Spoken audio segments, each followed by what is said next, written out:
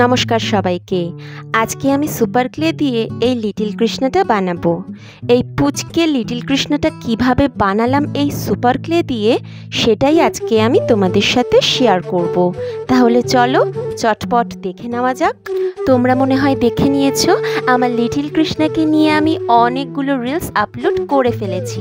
জানো তো এই ভিডিওটা অনেক দিন আগে করা, কিন্তু এডিট করা হচ্ছিল না বলে তোমাদের সাথে শেয়ার করতে পারিনি। ফাইনালি আমি এডিট করে তোমাদের সাথে শেয়ার করছি। প্রথমেই আমি একটা বেস বানিয়ে নিচ্ছি যেখানে আমার কৃষ্ণ বসবে। তোমরা তো জানো আমি সুপার ক্লের প্রতি কতটা অবসেসড। সুপার ক্লে এতটা সফট হওয়াতে এটা দিয়ে কাজ করতেও মজা লাগে। এখানে রেড কালারের বেসটা রেখেছি আর বর্ডারে একটা ইয়েলো কালার দিয়ে দিয়েছি। একটু অন্যরকম টেক্সচার দেখানোর জন্য একটা ব্রাশ দিয়ে টেক্সচার ক্রিয়েট করে নিয়েছি, যেমনটা ভিডিওতে দেখানো হয়েছে। এরপরে আমি কৃষ্ণের ধুতি বানিয়ে নিচ্ছি।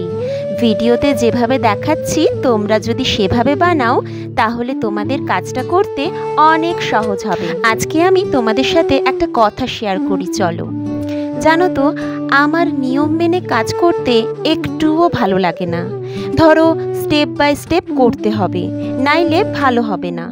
এই ধরনের গতানুগতিক নিয়মগুলো আমার একটুও ভালো লাগে না।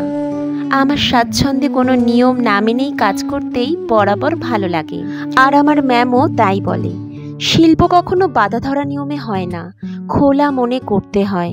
আর এই কাজটা সিরিয়াস নেওয়ার কিছু নেই বলে আমি মনে করি। নিজের মনের মতো তো করা যেতেই পারে, তাই না বলো? তোমাদের নিজেদের চোখে যে জিনিসটা ভালো লাগে, যেভাবে ভালো লাগে ঠিক সেভাবেই কাজটা করলে ভালো হবে, এটাই আমার বিশ্বাস। দেখো কথা বলতে বলতে আমার কৃষ্ণের অনেকটা কাজই এগিয়ে গেছে। এবার আমি কৃষ্ণের ননির হাড়িটা বানিয়ে নেব। এখানে আমি ছোট আদুরে কৃষ্ণ বানাচ্ছি, যে কিনা ননি খেতে খুব ভালোবাসে। এবার আমি আমার ছোট্ট কৃষ্ণের পা বানিয়ে নিচ্ছি ক্লেটাকে দুভাগে ভাগ করে।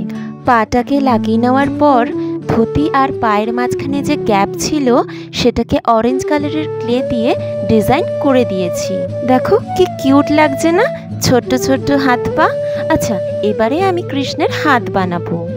আমার কৃষ্ণ যেহেতু ননি খাচ্ছে সেই কারণে হাতটা ননির হাড়ির ওপর রেখেছে, সেটাই আমি বোঝাতে চেয়েছি।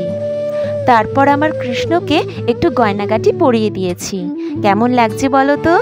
আচ্ছা কথা বলতে বলতে দেখো আমার কৃষ্ণের মাথাটাও আমি লাগিয়ে দিয়েছি আর চুলটা একটু হালকা পাতলা ডিজাইন করে দিচ্ছি।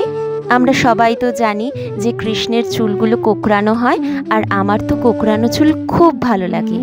আচ্ছা এবার একটা কথা বলি, তোমরা প্লিজ কেউ রাগ করো না। আমি চোখের ভিডিওটা রেকর্ডিং করেছিলাম কিন্তু জানি না কিভাবে ডিলিট হয়ে গেছে। আমি যখন ভিডিওটা এডিট করতে বসি তখন দেখছি কি যে এই চোখের ভিডিওটা ডিলিট হয়ে গেছে। আচ্ছা যাকগে বাদ দাও। আমি হাড়ির উপরে কতগুলো ননি রেখে দিয়েছি আর অ্যাক্রিলিক কালার দিয়ে হালকা পাতলা ডিজাইন করে দিয়েছি। আমার কৃষ্ণের যেটা না হলে একদমই চলে না সেটা হচ্ছে এই বাঁশুরি। বাঁশুরিটা মা আমাকে বানাতে সাহায্য করেছে। তোমাদের কেমন লাগলো বাঁশুরিটা অবশ্যই আমাকে জানিও, আর পুরো ভিডিওটা কেমন লাগলো সেটা কিন্তু জানাতে ভুলো না। খুব তাড়াতাড়ি দেখা হচ্ছে নতুন একটা ভিডিওর সাথে। ততদিন তোমরা সুস্থ থেকো, ভালো থেকো। টাটা সবাইকে।